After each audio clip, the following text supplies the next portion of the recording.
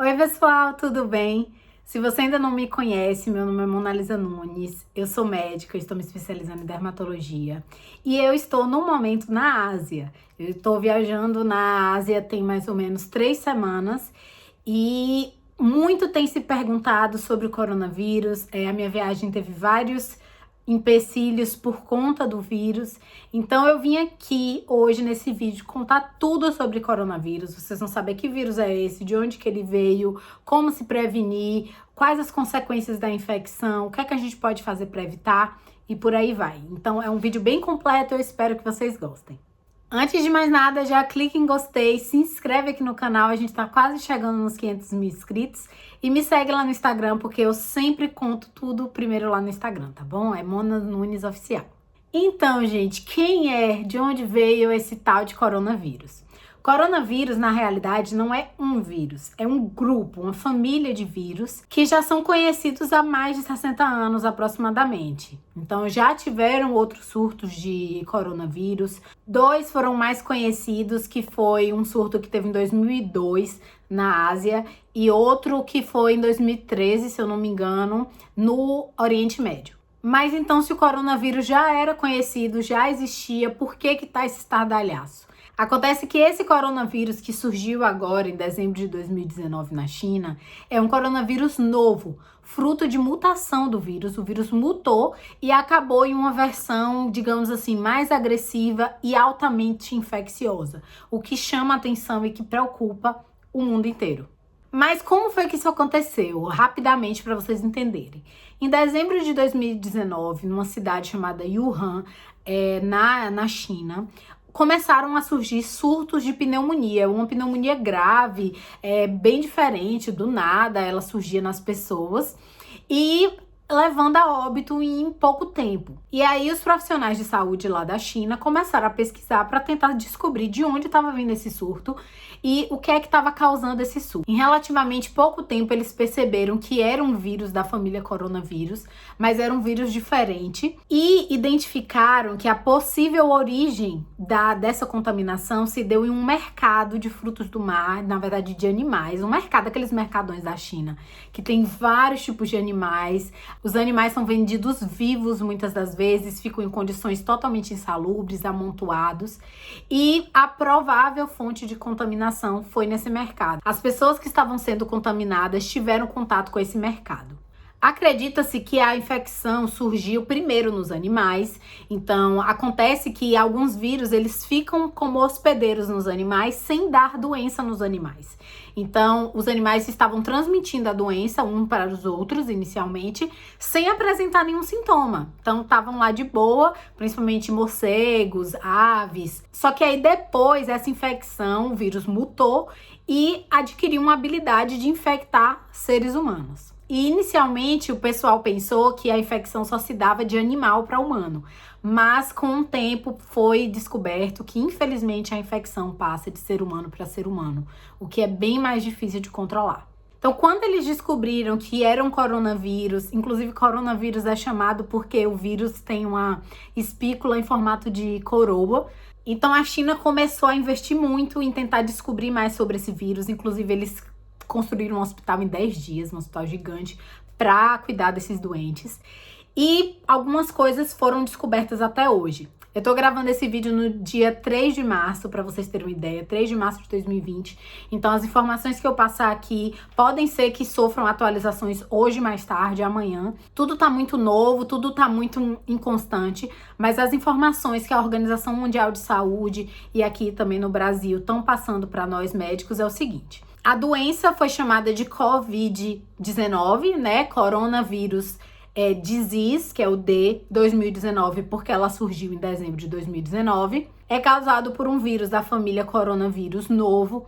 Ele é um vírus extremamente contagioso que transmite de pessoa para pessoa através principalmente da via respiratória, então com gotículas, com saliva, com a tosse, com espirro. Então, como que você se contamina com esse vírus? Você se contamina tanto com contato de pessoa para pessoa, né, conversando com a pessoa infectada, quanto até pegando objetos que estão contaminados por esse vírus e levando a mão a olho, nariz, boca. Então, como vocês podem ver, é muito fácil de se contaminar, porque o vírus ele consegue ficar até em superfícies sólidas. Quanto ao período de incubação, que é o período em que você tem contato com o vírus e começa a manifestar os sintomas da doença, é de 2 a 14 dias. Então, mais ou menos depois de 14 dias, se você não apresentou nada, é que provavelmente você não teve a infecção ou teve uma versão bem moderada ou assintomática da doença. Quais os sintomas? O que é que ele causa? Na maior parte das pessoas vai acontecer uma infecção de vias aéreas superiores, que a gente chama,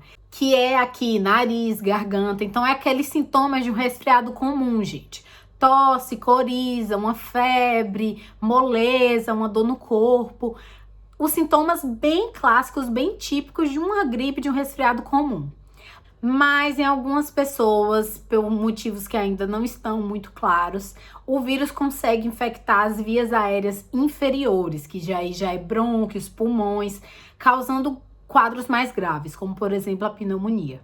O que os pesquisadores viram é que o vírus tende a fazer essa versão mais agressiva em pessoas idosas ou crianças muito pequenas, pessoas que têm problemas de imunidade, pacientes com diabetes ou com infecção do HIV, por exemplo.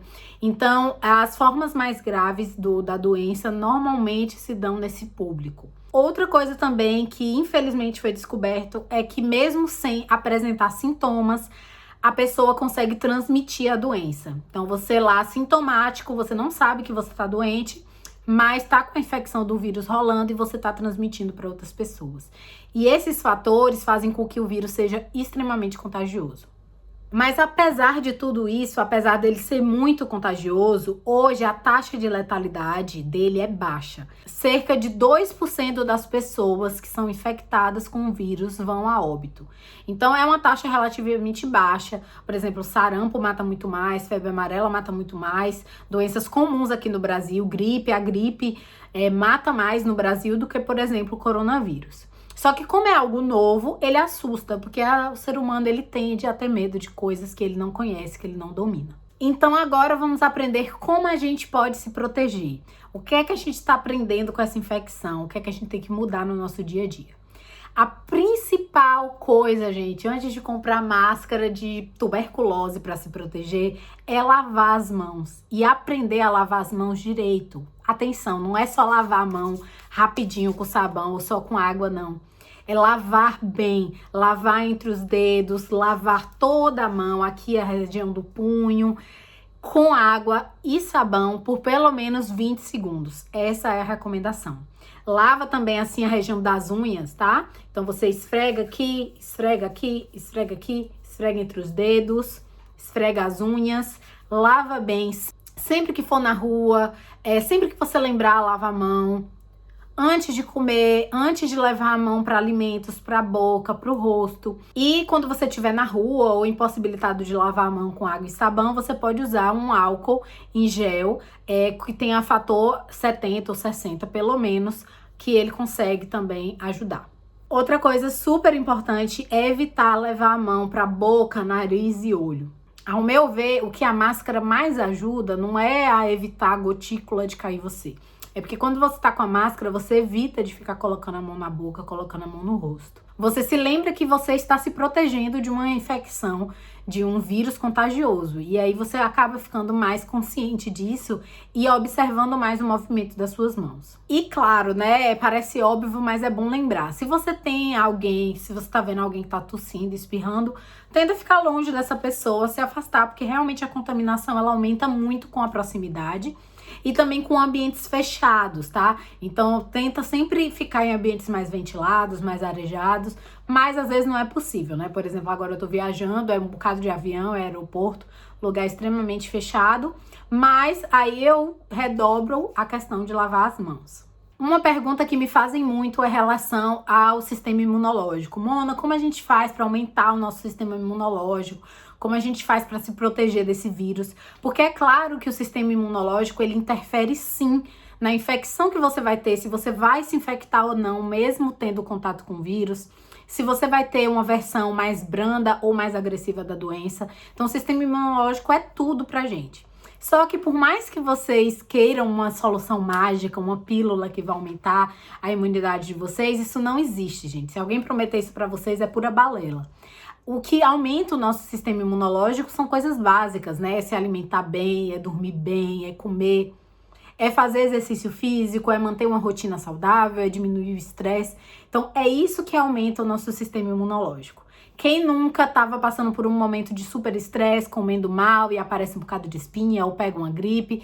Isso é porque realmente você teve uma queda na sua imunidade. Então, uma coisa para a gente aprender, lições que a gente tem desse surto do coronavírus, é para a gente olhar mais para nossa própria saúde, olhar mais para os nossos hábitos e principalmente lavar mais as mãos.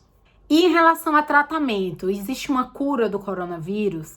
Infelizmente ainda não tem um tratamento específico, ou seja, um antiviral que é específico para o coronavírus e vai lá e mata o vírus. Mas não se assustem que, por exemplo, para a gripe também não existe, gente, um milagre, um antiviral certinho ali para a gripe. O que a gente faz é o tratamento sintomático, ou seja, a gente está com febre, cuida da febre. Se está com dor, cuida da dor. Se está com dificuldade de respirar, coloca no oxigênio. Se precisar de um cuidado mais intensivo, vai para UTI.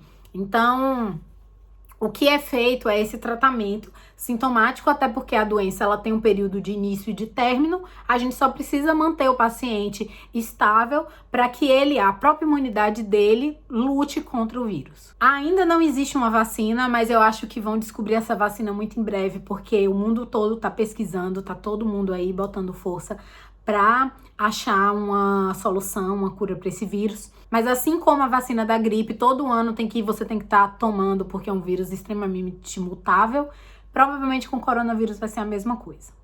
A gente sabe que a infecção já chegou no Brasil, então agora, depois de tudo isso que você escutou, tudo isso que você aprendeu, o que é que você tem que fazer aí no seu dia a dia, na sua casa? A primeira coisa é não ter pânico, gente, não ter pânico. O Brasil, por exemplo, tem outras doenças muito mais graves, que são muito mais espalhadas pelo país e nem por isso tem esse pânico todo. Eu sei que tem várias informações aí na internet, mas é essencial que você procure informações de fontes seguras, converse com seu médico. Se você sentir alguns desses sintomas de febre, dor no corpo, garganta inflamada, tosse, coriza, procure um serviço de saúde para garantir que tá tudo bem com você, mas nada de pânico. É uma doença que provavelmente algumas pessoas vão ter, não vão nem saber que teve. A questão das viagens, né? Outra coisa que me perguntaram muito sobre viagem, é bom pesquisar, pesquisem bastante. Eu perdi minha viagem por Vietnã e para a Índia por conta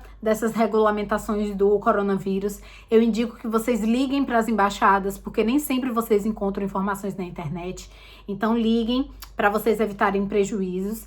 E na realidade eu acho que assim, nesse momento, se você tem uma viagem para a Ásia, por exemplo, e der para você desmarcar, eu acho que vale a pena, mas aí vai muito de você. Eu não me arrependi de ter vindo. Eu tô amando a minha viagem. A situação tá crítica realmente na China, mas aqui, por exemplo, na Tailândia, tá muito tranquilo. Mas teve esses contratempos, porque o pânico tá muito generalizado.